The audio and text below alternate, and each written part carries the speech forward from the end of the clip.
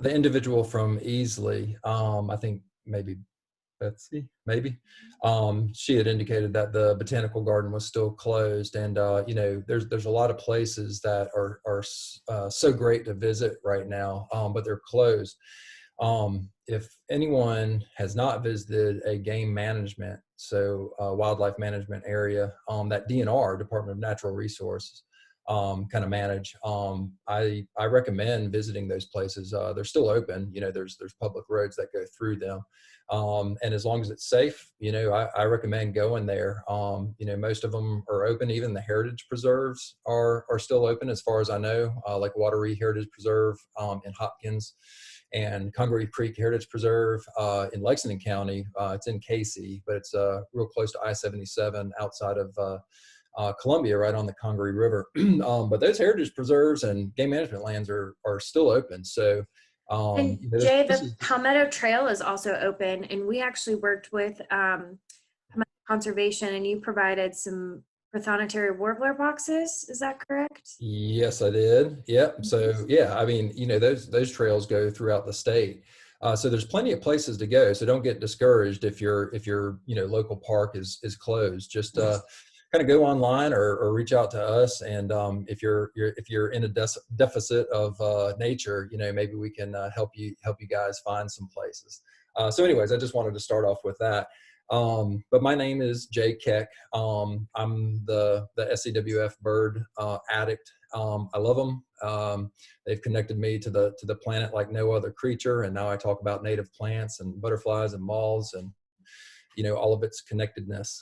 So I appreciate y'all, you know, connecting with us today.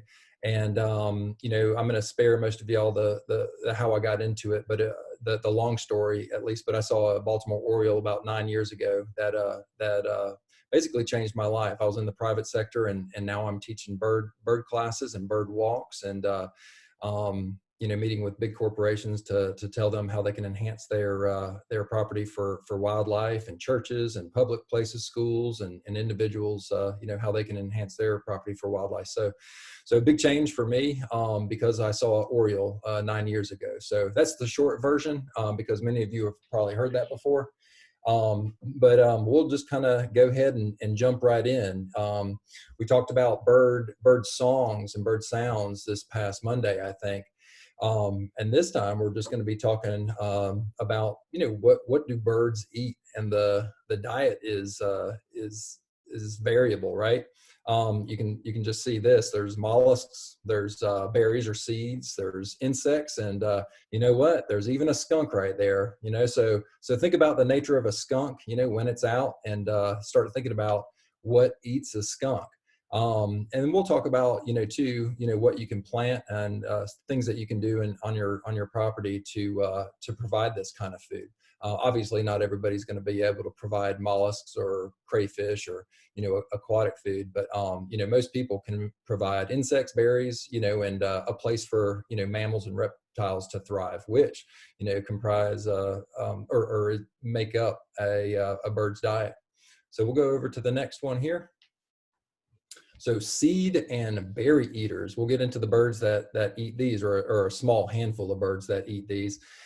We do have some native sunflowers here in South Carolina. You know, most people think about black-oiled sunflower seeds, you know, for the feeders. I typically keep my feeders up, you know, from the fall time to probably the 1st of May, and then I take them down and let the birds focus on insects and fattier and more nutritious foods for their babies.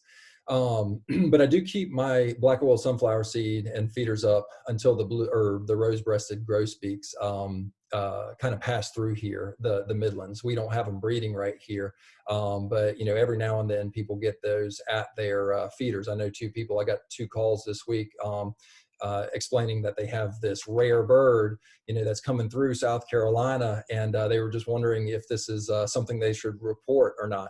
And, you know, both times they were rose-breasted grosbeaks, and I did, you know, let them know that they pass through here each year. But it was really cool to hear some adults get excited about birds. But they'll come to feeders, you know, every now and then if you're lucky. So a lot of times people will keep them up, you know, like me, through the 1st of May. What we have here too in the middle is eastern red cedar. let's just call them berries on there. You'll have things like cedar waxwings that come to eat those. You'll see a large amount or a large variety of birds will come and eat those berries. Let's see, yellow rump warblers will come. Someone had a yellow rump warbler in their yard today, I think, with a great crested flycatcher. But not only does that tree offer a lot of food in the form of, that fruit right there, but it also provides a lot of cover. So I think we had somebody that had a oak leaf hydrangea with a cardinal in it. I wouldn't be surprised, if many of our eastern red cedars have nests in them this time of year. We'll continue over to the right. Gosh, blackberry, it can kind of take over your yard, here and there. But if you have a space for it, it's one of the best plants that you can plant out there or install on your property. Not only is it a host plant for certain moths and butterflies, but look at all that fruit that they can produce. One of the coolest things I've ever seen, and this was on some game management land on the south side of Lake Murray, during the summer, late summer, I saw a Summer Tanager, a beautiful male, all red Summer Tanager, continue to swoop down and grab ripe blackberries from a wild bush that was growing next to the dirt road that I was walking on. So if you can, plant blackberries, please do so. A wonderful, wonderful plant. And we're just scratching the surface here. With these plants. There's only 6 right here, but you can always go to our website, and we have a whole list of plants, and there's some fantastic nurseries around too, where you can get some nice native plants to install on your property. And we do have a lot of those nurseries listed on our website as well. Purple coneflower. All right, they offer seeds. Just if you can leave those the dead flowers after they kind of do their thing during the season, if you can leave those up, they'll provide seeds, especially for goldfinch. They love them, and some other finches. Even in late season, if we have an eruption of pine siskins, you might get some coming to your purple coneflower. So really, really great plant to plant to install on your property. And again, it's a host plant for some of our moths and butterflies. So you'll find some caterpillars on those leaves, and guess what? The birds will too, and that's a nice fatty, nutritious snack for them. We have our native grasses, a lot of blue stem here. There's bushy blue stem right there. If you have a low spot in your yard, it provides seeds for the birds, and again, it is a host plant. So really, really nice grass that you can plant on your property.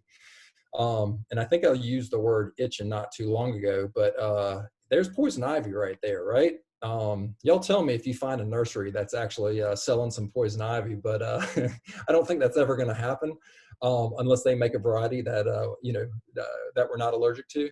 But poison ivy is one of the best plants out there in terms of finding really interesting bird species near. During the fall, those berries that you see there in that picture, they'll begin to ripen. And I know 14 Mile Creek, a great little park in the middle of Lexington. There's this one pine tree that has a lot of poison ivy on it. And each year we find orioles there. We find scarlet tanagers, summer tanagers, eating those berries during migration. So, a lot of these birds, and we'll talk about this here in a second, focus on insects. During migration, or maybe during the winter, a lot of these birds are going to be eating or supplementing their diet with berries and seeds as well. So, that poison ivy is a great source of berries for these migrating birds. During the fall, Virginia creeper is another fantastic one.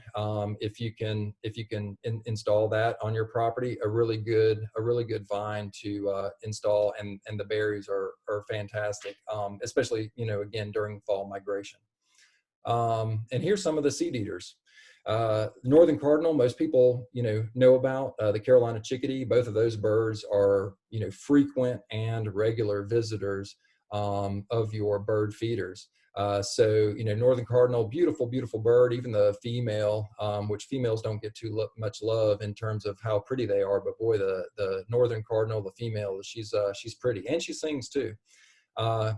the pine warbler, most of you are probably familiar with this bird, but if not, if you have pine trees, listen for the sound, listen for the song, learn it, and you'll be able to find this bird. But that bird comes to feeders as well, but it is one of our seed eaters, and one of the reasons that it does not have to migrate down to Central America or Mexico or South America during the wintertime is because of its ability to digest seeds. Most of the other warblers, and we have over 50, around I think 56 or 57 species that are in North America to breed at least, most of them have to go further south to survive because physiologically they can't, most of them can't digest seeds like the pine warbler can or the yellow warbler can.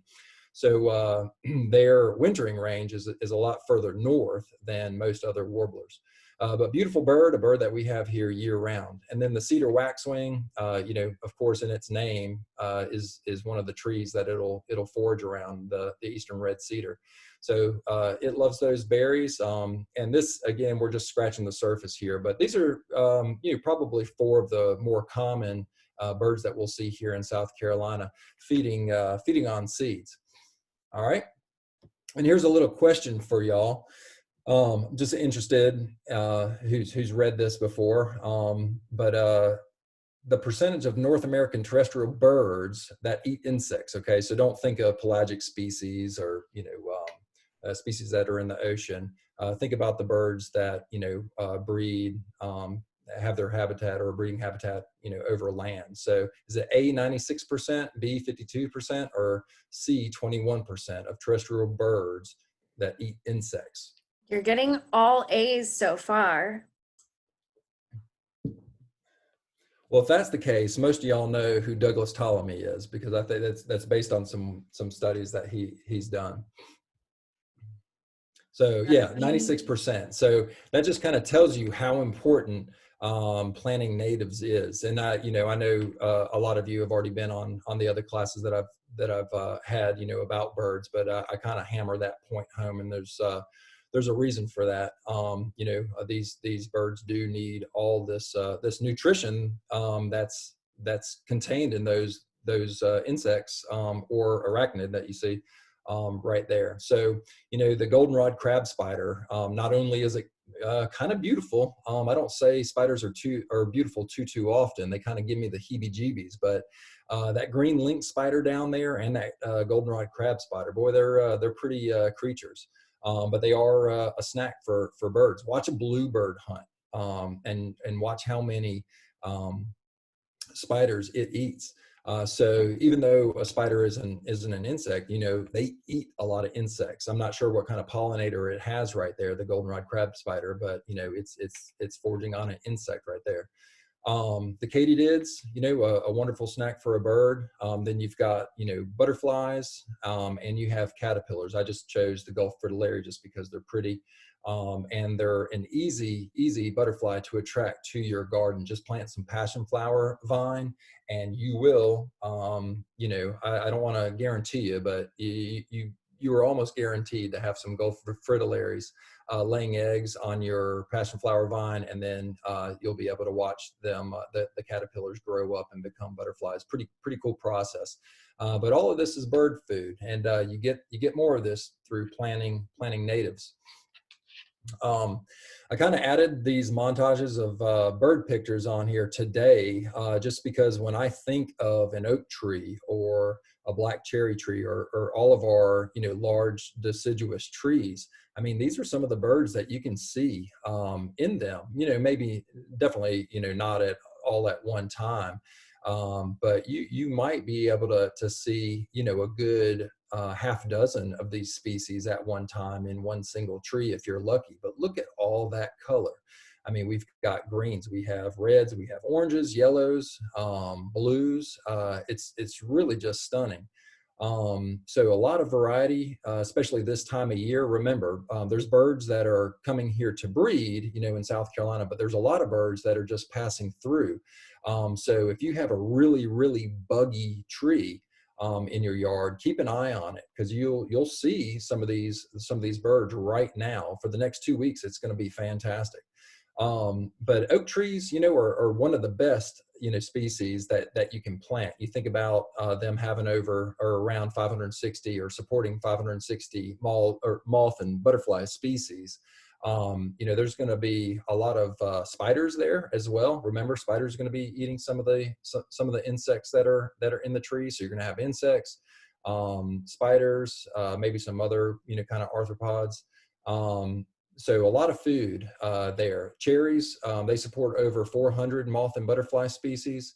And you can see at the lower left-hand side, our native blueberries support almost 300. Willows are fantastic. You know, not the willows from Asia, okay? The willows from southeastern United States, the willows that have evolved in South Carolina. And then hickory, maple, you have a tulip poplar there, or yellow poplar, or some of the common names. All fantastic trees to plant if you can plant. And then we have sweet gum as well. And sweet gum, I've told this story before, but my builder, we built about 5.5 years ago, and he wanted to take this gigantic sweet gum tree down out of my front yard. And I told him a few times not to touch it. And he didn't. And it's one of the best bird trees that I have. It's a gigantic tree. I almost took a picture of it today to put on here, but I didn't. But a lot of people don't like them because of those seed balls that you see right there. But you know, the birds love them in the wintertime. They get a lot of nutrition from them through those seed balls. And a lot of times you can see finches, you can see siskin, chickadees, titmice, you know, on those trees in the wintertime. But right now that tree is loaded with insects. And so watch, if you do have a sweet gum in your yard, just watch it. Park yourself next to it, maybe get a glass of wine in the afternoon and just watch these native trees and watch the birds come to them. It's really fun to see the relationship between these trees, the insects, and these birds that have been migrating here, you know, for thousands, if not millions of years. So you get to be a part of that history, which I think is really, really neat. Jay, we've got a couple of questions in the chat box. The first one is, does it matter if the oaks are in the white oak group or the red oak group? No, white oaks are fantastic. You know, what I love about white oaks is they have that bark that kind of flakes off, right? It kind of peels away from the tree. And so there's a lot of nooks and crannies there. I know our white oaks in our yard are great bird trees. We have red oaks too. And that's a fine bird tree as well. One of the best trees that we have, oak species in our yard, and we have, I think, 3 of them, is a post oak, P-O-S-T, post oak. Fantastic tree. So if you don't have a post oak, maybe some of the native plant suppliers around here, you know, can put you onto one. But if you can't find one, you know, locally, maybe you can find one online. But I'd recommend that. One of my favorite oaks, probably my favorite oak to bird around, is called a willow oak. Has the long, thin leaves. There's one at Saluda Shoals right by the bridge that goes over the creek there. And I always sit there and just watch that tree for about 30 minutes. Even if it doesn't have anything on it, birds will come to it. But a willow oak is one of my favorite, okay, in my opinion, one of my favorite trees, or one of the oaks that provide food, probably some of the most food for these birds that are coming through. So oaks are fantastic. And then the second question, what group is the sweet gum in? I don't know. I'm not sure. Give me your name, and I'll send you an email once I find out. But it's a fantastic tree. It's a fantastic tree. So if you don't have one, I would recommend getting one. Typically, people are trying to get rid of them because they do pop up all over your property, or they can. So if you don't have one, you know, think about it. And they're fantastic trees to have. But I don't know the answer to that question. Richard Barnett commented and said liquid amber. So. Okay. Yeah, I'm not sure, but I can double check for you if you'd like. No problem at all. And that's it for the questions for this. Okay. All right. Thank you. So again, you know, the insects are providing a lot of fat, okay, a lot of protein, all sorts of nutrition. You think about a yellow-billed cuckoo, and we played the song and the sounds of the yellow-billed cuckoo on Monday. They'll eat up to 100 tent caterpillars, at a time. And all tent caterpillars, they start off as little babies. So I'm assuming that's what they're eating 100 of. I couldn't imagine them eating 100 of the larger ones. But I've even seen when I lived in Pittsburgh, where I saw my Baltimore Oriole, I started paying attention more to birds, obviously. But I've even seen a cedar waxwing.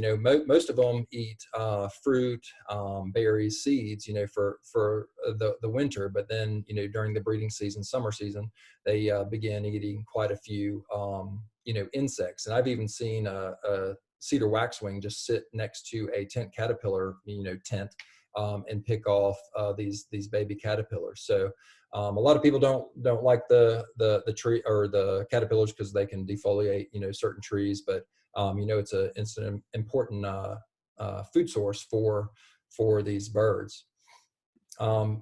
And so, we talked about a handful of seed eaters before, but here are some, again, just a tiny handful of birds that eat insects. And I had the Carolina chickadee as one that eats the seeds, and that's right. Even in the wintertime, the Carolina chickadees or the chickadees diet is about 50% insects. So this time of year, they're feeding their brood thousands of caterpillars. Okay, a little chickadee is feeding its brood thousands of caterpillars.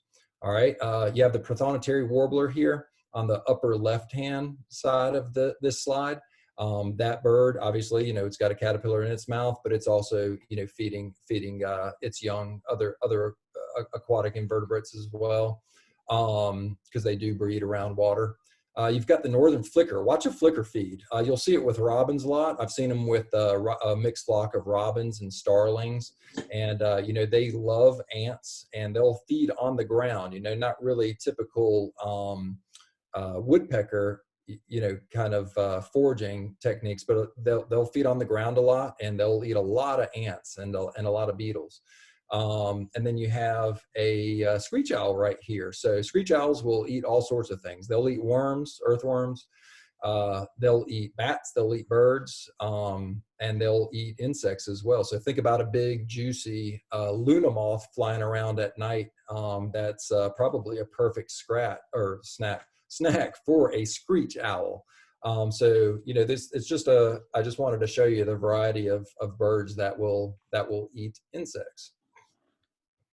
Then you have acorns, right? So, a red-headed woodpecker, fantastic bird. And it has a pretty, wide diet. It'll eat bird eggs. It'll eat fledglings. It's even been reported eating adult birds. Probably, I would imagine, smaller than it, species that are smaller than it. But it'll eat, quite a few acorns. It'll stash them or cache them when needed. But really, really cool bird to watch. Lake Murray, or probably any water around South Carolina. The edges typically have some dead trees, which provide homes for this bird. You can find them around water lots of times. So listen for them, learn the call, and you'll be able to find the red-headed woodpecker if you haven't seen that one before. Blue jays, blue jays get a bad rap, sometimes, but just look how stunning that bird is. Beautiful, beautiful bird. And it eats a lot of acorns. And then you have a wood duck. And, when you think about wood duck habitat, I think about creeks. I grew up on Lake Murray, and I think about those creeks that kind of get into the forest a little bit, and you hear those acorns fall. I used to hunt quite a bit, and you hear those acorns fall, and I remember it as a really neat sound. But oftentimes we'd see wood ducks, just kind of swimming up and down these beautiful creeks that go through these hardwood forests, and they do eat a lot of these acorns. So if you have an oak tree, not only are you providing food in the form of insects, but you're providing a lot of food in the form of the acorns that it produces as well. And white oak acorns are usually preferred by wildlife. But their acorns are pretty big. I'm not sure, if a wood duck's going to go after those, but it's probably going to go after water oak and some willow oak acorns because they're a little bit smaller. All right, so the skunk is a preferred food of the what? A, red-tailed hawk, B, great blue heron, or the C, great horned owl. Which one do y'all think it is?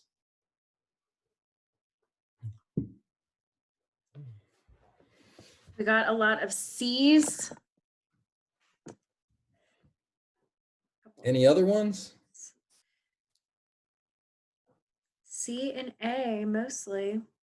Keep adding your guesses in the chat. All right. Yeah. So, you think about a skunk, they're nocturnal. Okay. So, most of the time we're thinking of a great horned owl. And I think I said this the other day, but if you leave your cat outside and it doesn't come back one morning, they'll often predate upon, domestic cats as well. But they'll take larger prey. I'm sure a red-tailed hawk has caught a skunk, maybe at daybreak or dusk, and possibly maybe a great blue heron. But this is larger prey, that is predated upon by birds that we'll talk about here in just a second. But I have this picture of a snake down here. And this is not a water moccasin. It's I think it's a northern water snake. There's several species, but I think this is a northern water snake. But think about them as a food source. Okay, we have something called a worm snake that's tiny. I think they get around 10 to 13 inches as adults, so very small snakes. And think about the DK's brown snake that we have. I think it maxes out at about 13 inches as well. Garter snakes, but I learned recently that the eastern rat snake will have it can have up to over 20 or lay 20 eggs. Think about those eggs, think about the baby snakes that are hatching, and think about all that food that's out there, not only for birds, but for mammals and other reptiles. So, a lot of times people don't want to attract snakes on their property. But I would kind of argue with that and try to encourage people to, put up a few brush piles or, leave some areas that are suitable for snakes, because they are an important food source for not, only other wildlife, but definitely for birds. So just something to think about. So what's going to eat a snake? I've seen probably all four of these. But great blue herons, watch great blue herons along the shoreline. I've seen many snakes. It's kind of fun to see that battle. Red-tailed hawks will take the squirrel, that we had on this slide over here. And one of the places, I think I said this on one of the other presentations, but one of the places that I like to go to see hawks, not only red-tailed hawks, but red-shouldered hawks, go after squirrels, is downtown Columbia. You can probably see it in Greenville, Spartanburg, down in Charleston. Find squirrels and you'll find, the hawks in South Carolina. And it is, really fun. It doesn't happen all the time, but it happens often enough there in Columbia where we'll just be walking and all of a sudden we'll see a hawk dive bomb and nab a squirrel. So, we have the hawk or the owl going after the skunk. We have the hawk going after the squirrel, and then the blue heron going after the snake there. So larger prey, even though they're larger, they still get predated upon by our larger birds that we have here. We'll go to the next slide. And healthy water, right? We need some clean water around, not just for us to drink, but we need it for the birds too.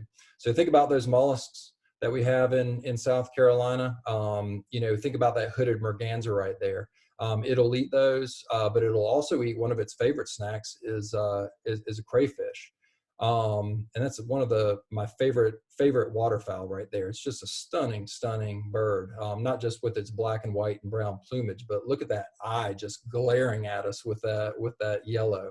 Really interesting bird. That bird's, it should be here year round, but we typically see that bird, in the wintertime, almost in any pond that you pass. here in South Carolina. An anhinga, you can see what it eats. One of the things it eats, it looks like it has a shad right there. But a really cool bird.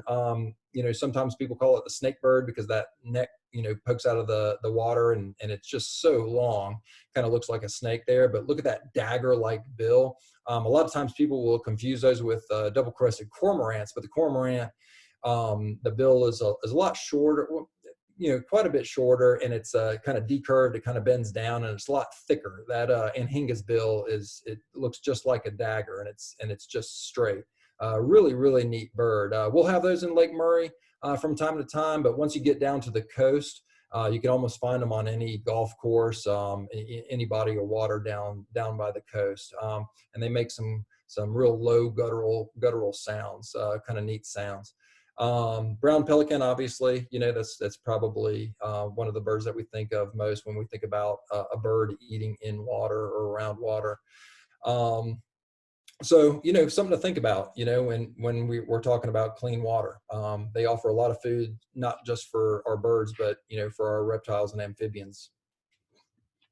So what eats these? We talked about a merganser, a hooded merganser eating a crayfish, but there's another bird that loves those. There's an orange sitting right there. What in the world's going to eat that?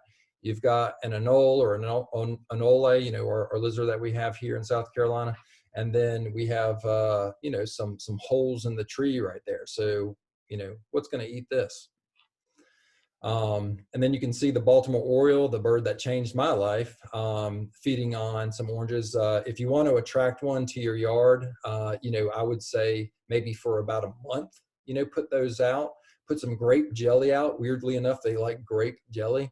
And put some orange halves out, like you see. I think I was doing this presentation with a college class not too long ago, and the professor looked up the price of that feeder while I was while I was, you know, teaching the class, and he chimed in and said that feeder was only $12. So you don't have to spend too much to get a feeder that can support some orange halves and some grape jelly. You know, you're not guaranteed to get a Baltimore Oriole, you know, if you set that up, but, you know, do it for 2 or 3 years, and you might get one, you know, coming to your yard consistently, at least during migration, right? The barred owl loves crayfish. So, you know, you'll see barred owls a lot next to water, but one of its favorite snacks is a crayfish. Yellow-bellied sapsucker, that's our woodpecker that we get in the fall, the winter, and then, you know, I haven't heard or seen one probably in about a week or so, but that's what is making all these sap wells, you know, these shallow depressions in the tree, and you can see, you know, the sap just kind of oozing out of that. But, you know, it's getting some of the sugar, you know, from the sap, but it's also trapping insects. Remember that insects, you know, have all that fat and nutrition and protein in them. What's really cool about a yellow-bellied sapsucker during the transition period of winter and spring is that you'll see, you know, ruby-throated hummingbirds following yellow-bellied sapsuckers, yellow-rumped warblers following yellow-bellied sapsuckers, trying to get to those insects. And then the yellow-bellied sapsucker will get, you know, irritated with those other birds and chase them around. And, you know, we're always used to seeing these tiny ruby-throated hummingbirds chasing other birds, but it's kind of cool every now and then to see another bird chasing it. So the sapsucker will get kind of irritated with these birds because, you know, essentially, I guess they're taking advantage of all that hard work that the sapsucker did. Hey Jay, Brenda wants to know, back to that feeder pictured with the Baltimore Oriole, what month of the year would you leave that out?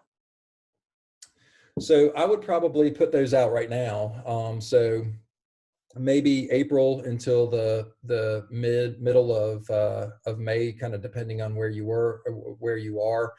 I know that they winter a lot down along the coast. So if I was along the coast, maybe I would just leave mine out. I would kind of experiment with it. I don't have a firm, you know, black and white answer for you. A lot of times it's just kind of playing around with it and see what works in your area. But if I was down at the coast, I would put you know, this setup out during the fall and into the winter because they have you know, been seen in decent numbers wintering around the coast. I'm here in the Midlands around Columbia, and every now and then we'll see one wintering, you know, close to here. but I'm not going to spend my time during the winter, putting out oranges and grape jelly. Right now, I haven't done it, but because I see them coming through, anyways. But uh, I would probably put them out if I did right now. So probably April into mid May. Any more questions? There were a couple of good comments. Let's see. Trish said that she has Orioles in her feeder from late January until March here in Columbia. Oh, wow. That's awesome. And then Brenda said she's seen them in her camellias in the winter once in a while. So Yeah. to know if you could remind us where you got that feeder. Oh, or is that a question for me? Mm-hmm. Where would someone find a feeder like that? I'm not sure. Maybe Wild Birds Unlimited. I'm not sure if Lowe's or Home Depot, has something like that. But I would just, I would probably just Google orange or Baltimore Oriole feeders, grape jelly orange feeder, and at some point you'll have this identical one come up. I don't personally have a Baltimore Oriole feeder. But yeah, easy to find, and I would imagine the Wild Birds Unlimited around here, around the state have them. Shouldn't be hard to find. And then we have, we haven't gotten to the lizard yet, but you look at this Mississippi kite, really, really great bird of prey that we have here. Right now they'll start to trickle in even more. But it likes to nab things from the canopy top. So they'll see a lizard like that, they'll see a snake, and that's one of the animals that it likes to predate upon. So I've also seen 2 bluebirds on occasions eat these lizards. And I've seen one in my yard chasing one around one of the white oaks I was telling you about earlier, with that great bark that it has. But it was unsuccessful. The lizard got away. So, when you create habitat, when you kind of go away from just that 100% turf lawn that a lot of people have, you're going to start to attract, little reptiles like this, and you'll provide more bird food in doing so. All right, and so birds eat birds, right? If that kind of breaks your heart, which I get, but it's been happening way before humans got here. Birds eating birds, that is. If you don't like it and it's happening on your property during, especially during the winter season, whenever you have your feeders up, just take them down for a week or two. The birds obviously won't continue to be at your property like they were before, but neither will the hawks. So you think about that white-breasted nuthatch that was captured. You think about that size, and that's the top left bird that was captured. That's probably, I would imagine, a sharp-shinned hawk. It's a really small hawk, and that white-breasted nuthatch isn't that big of a bird either. So just the size of that nuthatch kind of tells you, what kind of hawk that is. The reason I say that is the Cooper's hawk, which is, on the top right, is almost an identical twin to the sharp-shinned hawk. Cooper's hawk is a little bit bigger, but boy, did they look similar. And the females are going to be bigger. So if you had a female sharp-shinned hawk, it might, be close to the size of a male's Cooper's hawk. So kind of tricky birds to ID, but they are bird specialists. They have really short wings and long tails, and they can maneuver through forests. They can maneuver through bushes. They're really fun to watch. I've seen on a couple occasions during bird counts or while I'm out hunting them chase yellow-bellied sapsuckers and other woodpeckers. I've never seen one successful, in a hunt, but I know they are successful a lot. And really, really great bird catchers. Peregrine falcon, someone on Lake Murray, his name's Cameron, he's an amateur photographer, had a great experience out there, and there were hundreds of coots, and he was lucky enough to see a peregrine falcon catch one of the coots, and he has some great photographs of that action happening. So, birds eat birds, right? Think about a blue heron. A great blue heron will sometimes eat, these little ducklings and goslings that are around, the lakes, here in South Carolina. So it happens. And Jay, speaking of bigger birds dominating feeders, we have a question from Tara Boone. She said she's got brown-headed cowbirds have been dominating her front yard feeders for about 2 weeks, scaring away the regular songbird visitors. Any? You know, I would probably, boy, I feel your frustration there.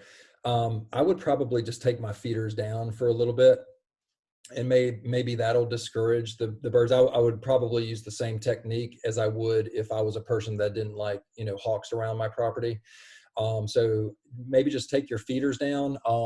You know, maybe put your feeders in different areas of your yard. Maybe put some in shrubbier areas. Maybe put them out in the open more.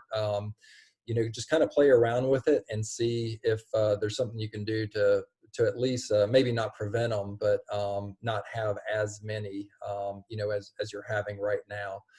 But if you have a really big problem, I would just probably take those feeders down. But remember, okay, remember right now, we had a lot of people chiming in before the presentation started that they have, you know, not fledglings, but babies in the box already or in the nest, they have eggs.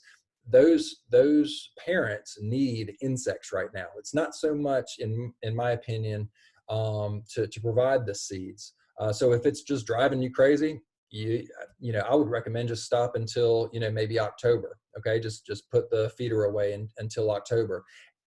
In the meantime, focus on installing native plants, because again, you're still feeding the birds through insects, okay? And that's what those, you know, parents need to feed their you know, the baby birds right now. Hopefully that helped. All right, so we'll go to the next slide.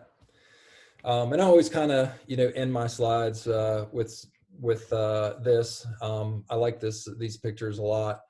So if you were a bird, where would you rather live? And I had this up about 6, 7, 8 months ago, and one of the women in the class said, well, you know, I would rather live at the place, you know, on the bottom right.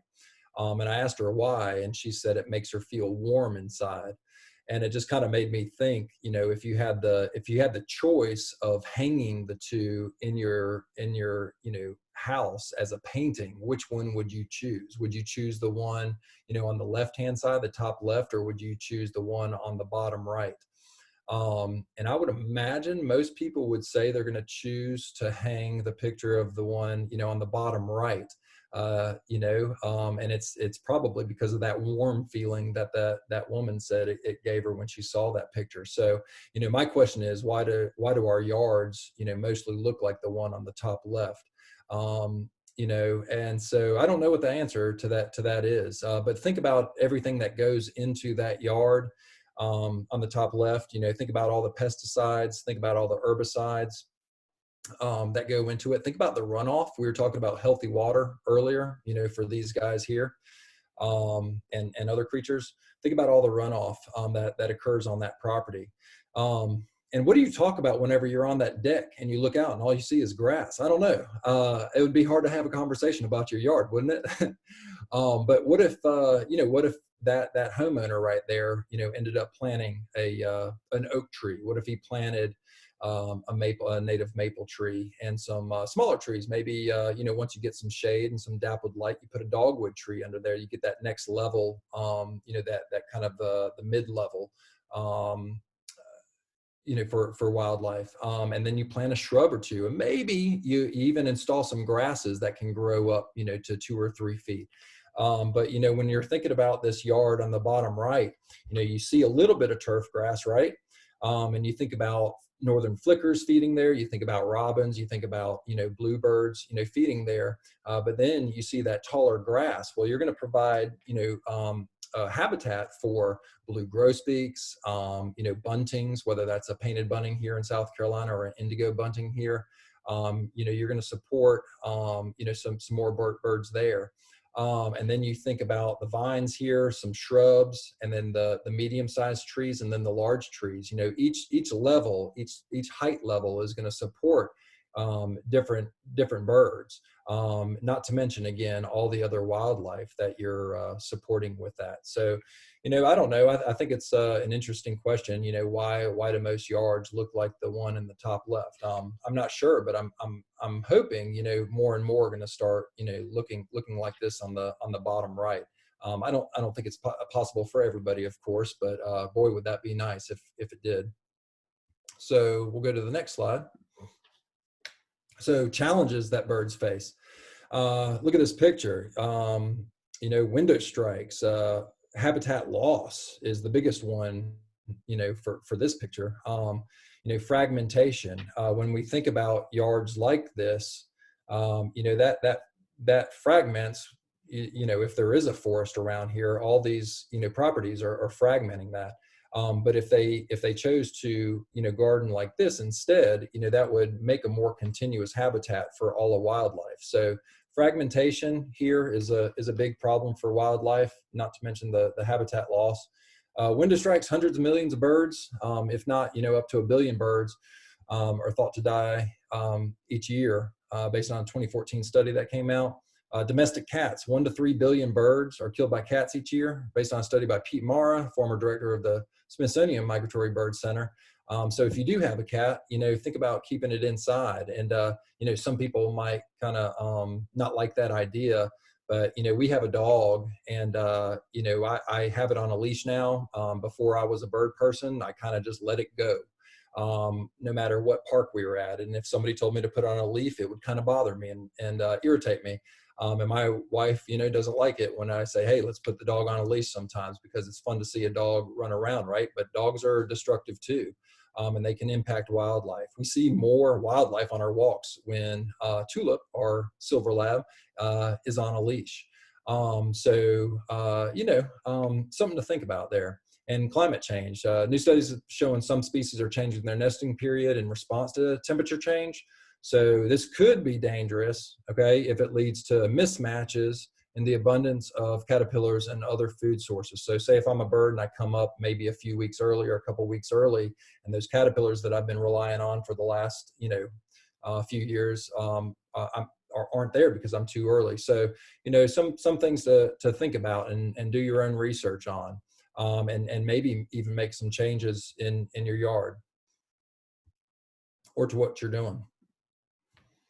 All right, so what can you do? Create a backyard habitat focusing on native plants.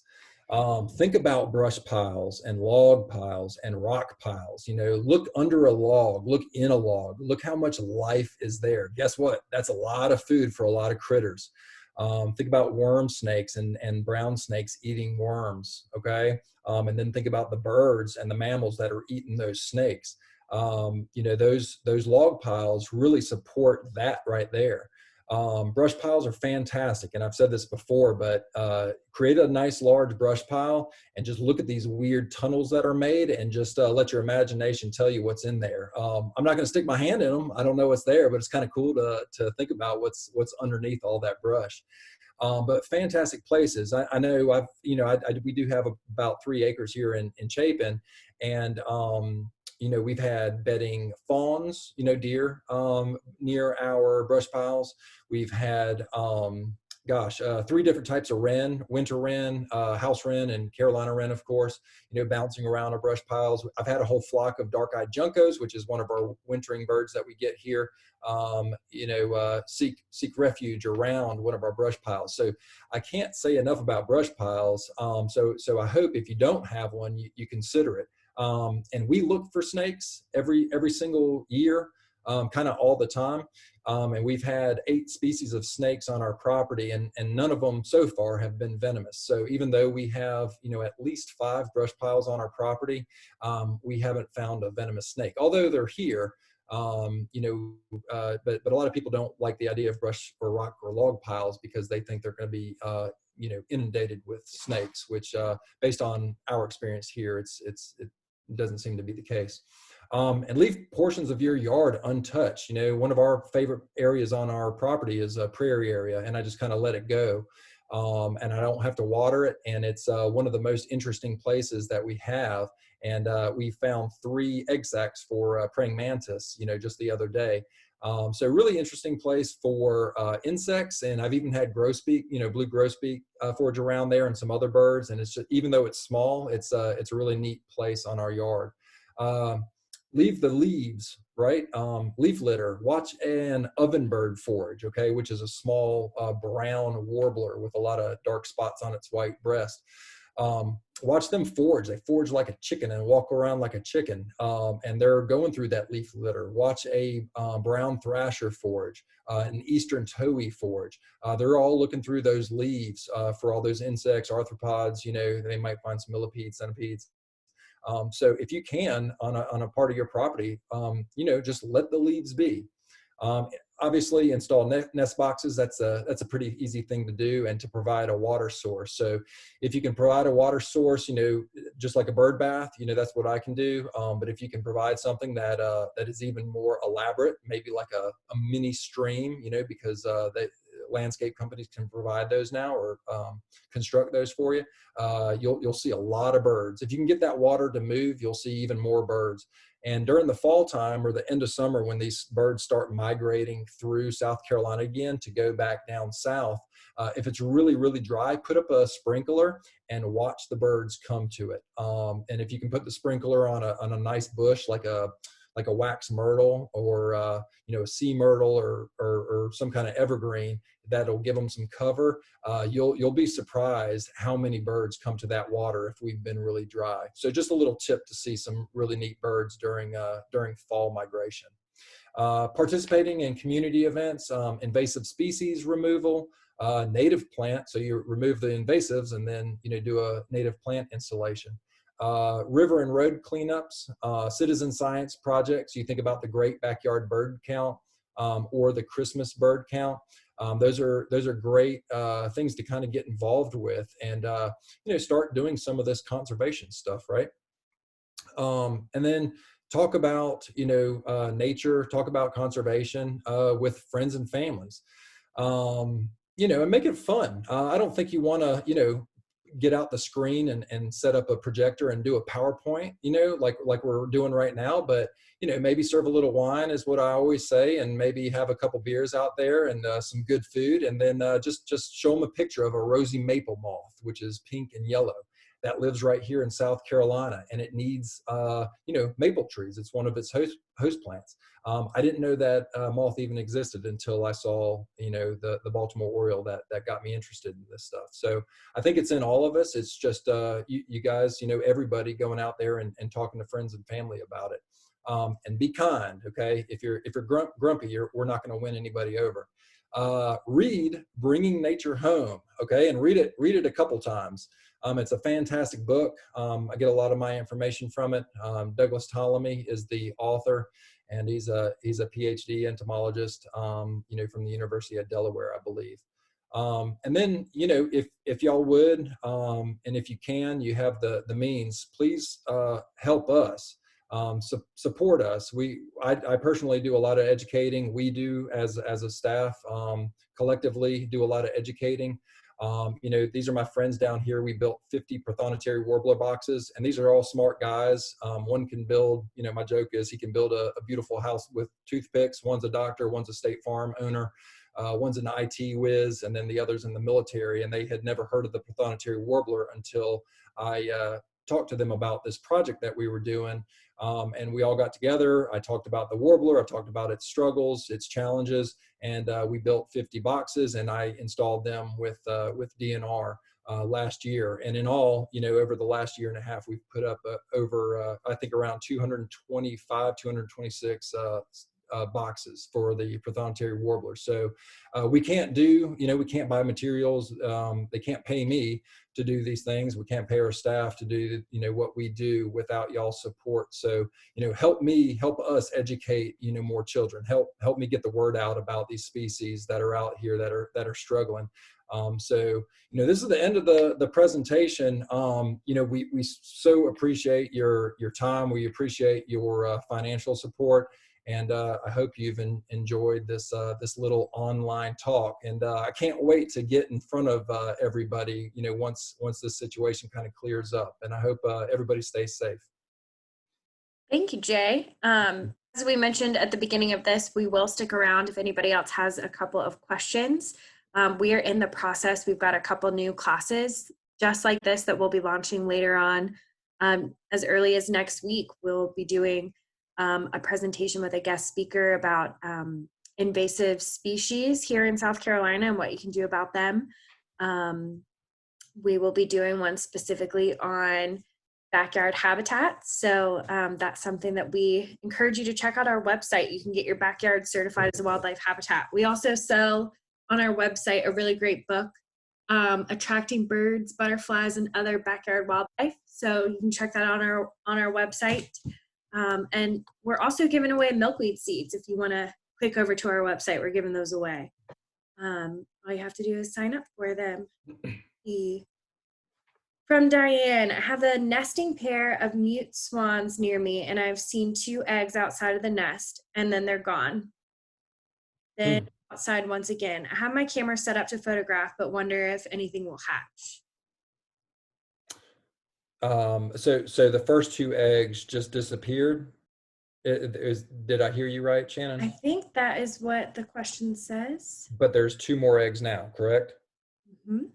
Okay, and the question is, she's wondering if they'll hatch. Yep. I'm not sure. You know, when eggs disappear, I always kind of think of raccoons. I would imagine those eggs are, you know, pretty big for that species. So you know, I'm sure they laid them in an area that's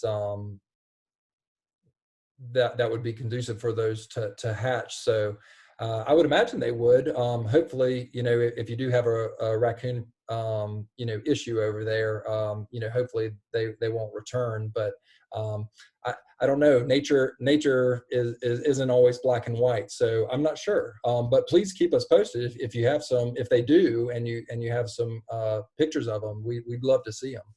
Yeah, she added that that the birds are still sitting in the nest, but it's just too far for her to look inside. So yes, Diane, please keep us posted there. Yeah. Let's see. You've got another question from Kyle. Wanted to know if Bringing Nature Home has Carolina specific recommendations. I don't have the book with me right here, but they have plenty of species that are in the Southeast. He's on the eastern side of the United States, so they have tons of species in that book that he'll recommend or he'll talk about that we can plant right here. So maybe not, you know, specifically for South Carolina, but there's definitely an abundance of plants, you know, that are, you know, native to South Carolina that he talks about. But yeah. And I'll include in our follow-up email that list, the link to the native plants, Okay. the references that we have on our website. Okay. Let's see. Regarding commercial bird seed, it seems like birds rarely eat the Milo seed, the little red BBs. Why is that? We usually now only buy black sunflower seeds.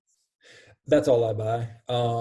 You know, it's in my opinion, it's got the most nutrition, most fat for the birds. If they're not eating the seed, it's because there's something else that's better for them. It's just like you, you know. Yeah, it probably lacks nutrition, or it's just not that great tasting, you know, to a bird. If you know, they have great taste buds, I'm not sure. Yeah, black oil sunflower seed is my go-to if I want to attract more finches or maybe pine siskin. You know, I'll put some Niger seed out every now and then, or thistle.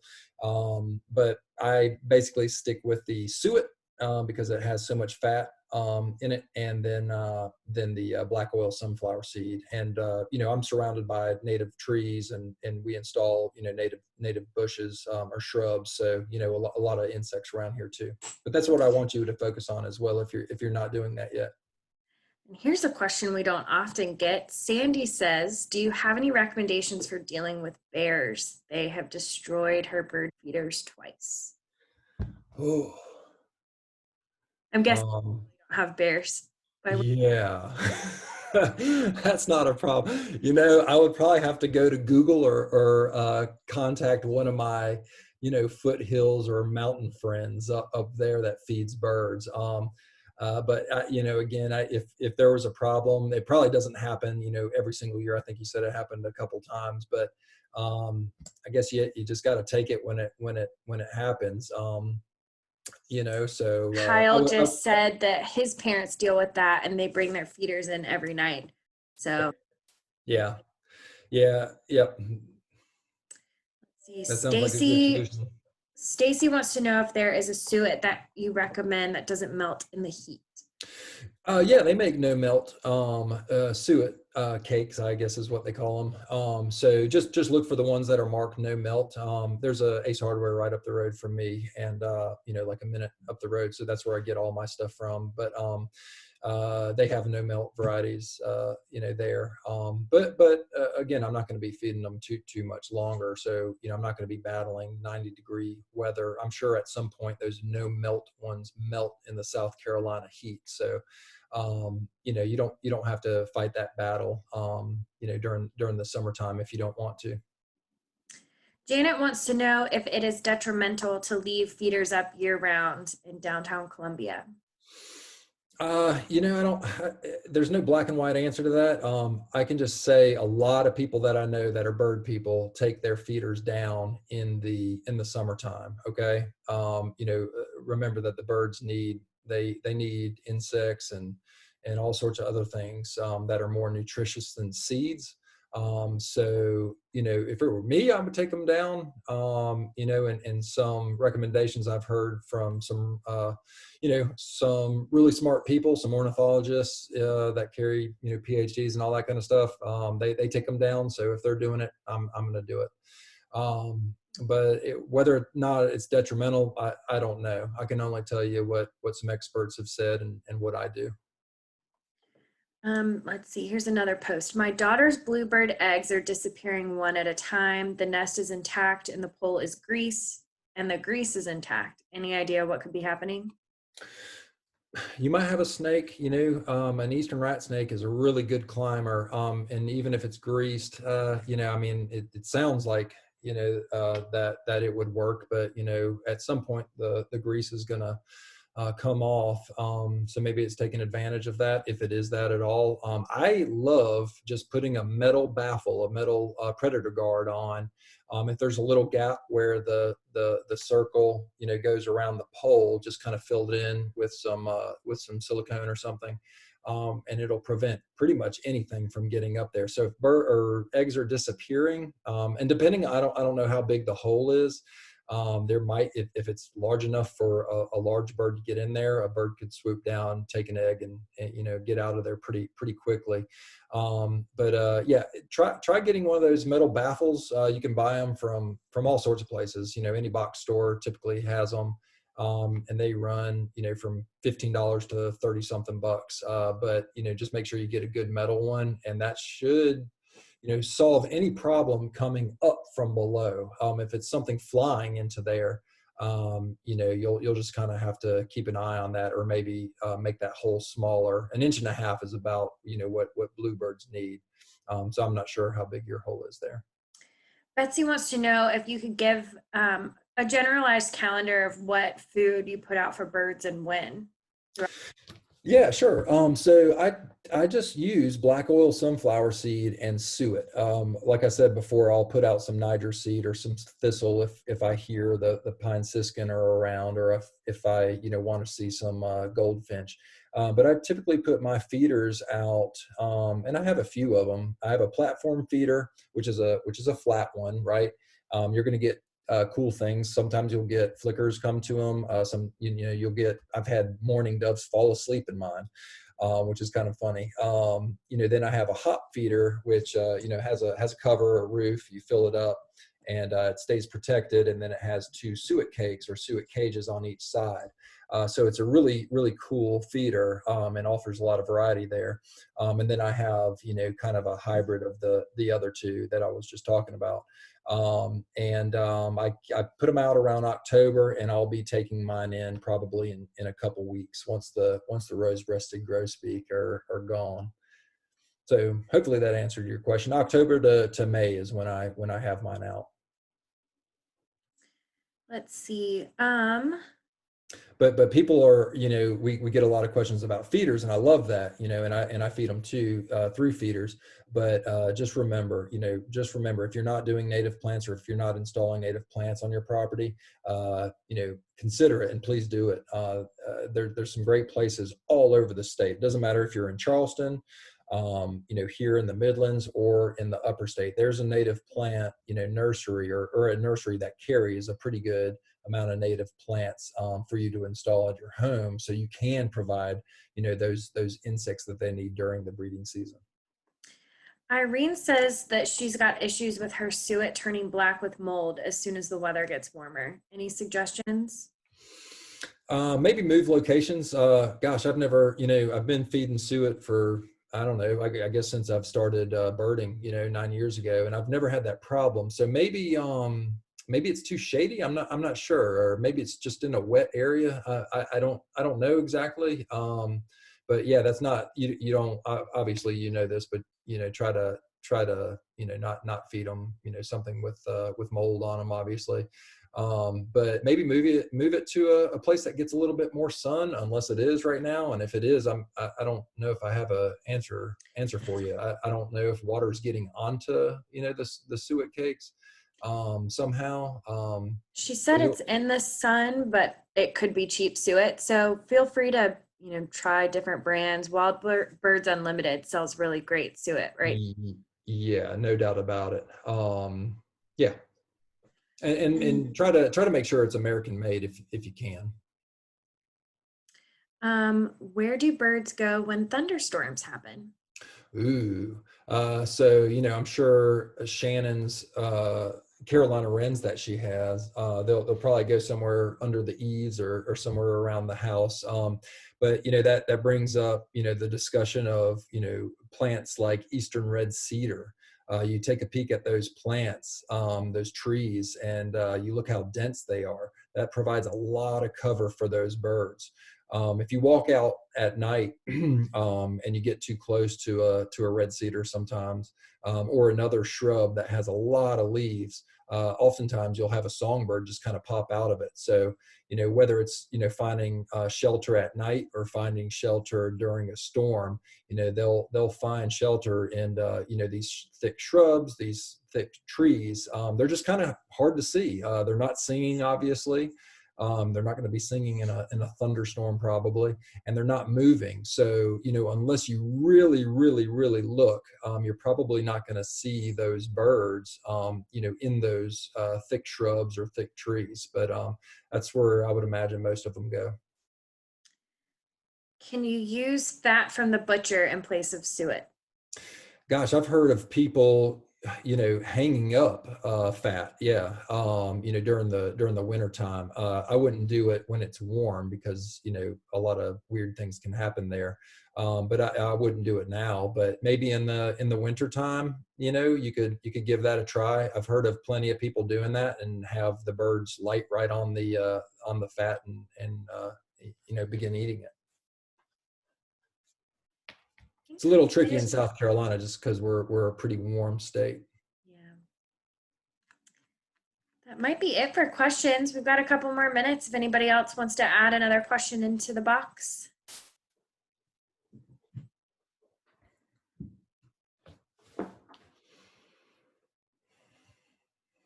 That might be it. All right. We'll be uploading this video to YouTube. And then we'll send around a recap with some of those links we mentioned. Yeah. All right. Thanks everybody for hanging out for this long. I appreciate y'all's time and engagement. And hopefully we'll get to have you out birding with Jay for yes in person sometime soon. Yes, sometime soon, hopefully. Thanks everyone. All right. Y'all be good.